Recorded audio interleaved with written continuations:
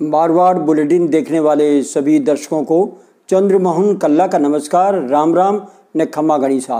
आज हम आपको जोधपुर में इस समय कोरोना संक्रमण काल में जो विवाह हो रहे हैं उनके बारे में, पहला अंतर्जातीय विवाह हुआ उसकी एक छोटी सी प्रस्तुति देने जा रहे हैं। संजोली और हितेश व्यास की ये शादी एक यादगार शादी बन गई। दोनों चार्टेड हैं और जिला प्रशासन ने इन दोनों को शादी की अनुमति दी। तो वधू और वर दोनों के माता पिता और पंडित जी आए, मास्क पहने हुए, सोशल डिस्टेंसिंग का ध्यान रखते हुए 7 फेरे लेकर के संजोली हितेश की हो गई। ना कोई खर्च और ना बैंड बाजा। इस तरह के विवाह करने के संदेश पूरे जोधपुर में चर्चा के विषय बने हुए हैं। इस तरह की करीब 14 से 15 शादियां जोधपुर में हो चुकी है। अब इससे हट करके राजस्थान की राजनीति की ओर चलें, जहां पर मृतसन्न पड़ी भारतीय जनता पार्टी इस समय अपनी ऑक्सीजन देने की तैयारी में चल रही है। इसके चलते जोधपुर के सांसद दिल्ली में बैठे गजेंद्र सिंह शेखावत गत 2 माह से लगातार मुख्यमंत्री अशोक गहलोत पर सीधा निशाना साध रहे हैं। ऐसा प्रतीत हो रहा था कि राजस्थान की राजनीति में एक ताकतवर नेता बनाने के लिए राष्ट्रीय नेतृत्व उनकी पीठ थपथपा रहा था। गजेंद्र सिंह शेखावत की घोर विरोधी वसुंधरा राजे ने ये भाप लिया और पर्दे के पीछे काम करना शुरू कर दिया। इसके तहत उनके सबसे नज़दीकी नेता राजेंद्र सिंह राठौड़ मैदान में उतरे।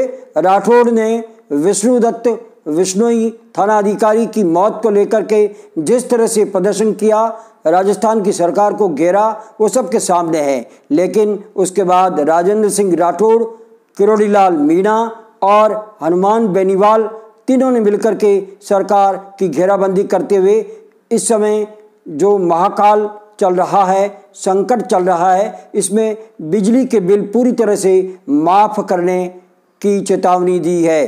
और उन्होंने कहा कि अगर बिल माफ़ नहीं करते हैं तो राजस्थान में बड़ा आंदोलन खड़ा किया जाएगा। इस बीच ऊर्जा मंत्री बी.डी. कल्ला ने स्पष्ट कर दिया है कि ऊर्जा कंपनियां बुरी तरह से आर्थिक संकट से जूझ रही है। ऐसे समय हमने 2 महीने तक किसी को बिल भरने के लिए नहीं कहा, लेकिन जो बिजली जलाई है उसका भुगतान तो करना ही पड़ेगा। इस बीच प्रदेशाध्यक्ष भारतीय जनता पार्टी सतीश पूनिया भी चुप क्यों रहते? वे इतने दिन तक चुप्पी साधे हुए थे, लेकिन उन्होंने आयुष्मान योजना को लेकर के, जो कि केंद्र सरकार की योजना है, अशोक गहलोत सरकार को घेरना शुरू कर दिया है।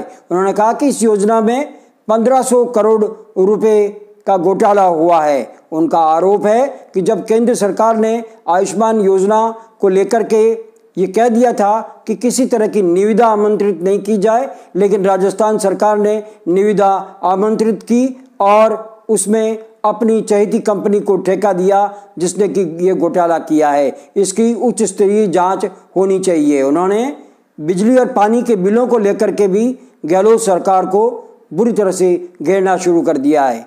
राजस्थान की भारतीय जनता पार्टी में जिस तरह से शक्ति युद्ध चल रहा है वो किसी से छिपा नहीं, लेकिन मुख्यमंत्री अशोक गहलोत अभी अर्जुन की आंख की तरह एक ही काम में जुटे हुए हैं। वे सिर्फ राजस्थान को कोरोना मुक्त करने के लिए ही काम कर रहे हैं, दिन रात एक कर रहे हैं, पूरे राज्य की मॉनिटरिंग कर रहे हैं और वे ये चाहते हैं कि किसी न किसी तरह राजस्थान कोरोना मुक्त हो जाए। लेकिन इस बीच उन्होंने भी जनता की नब्ज को भांपते हुए कई छूट दी है, जिसमें तंबाकू और गुटखे के पदार्थों को बेचने की छूट दी गई, टैक्सी शुरू कर दी गई है। इसके साथ ही हमारा आज का ये बुलेटिन यहीं समाप्त होता है। अगले समाचार बुलेटिन के साथ फिर हाजिर होंगे, तब तक के लिए हमें आज्ञा दीजिए। जय हिंद।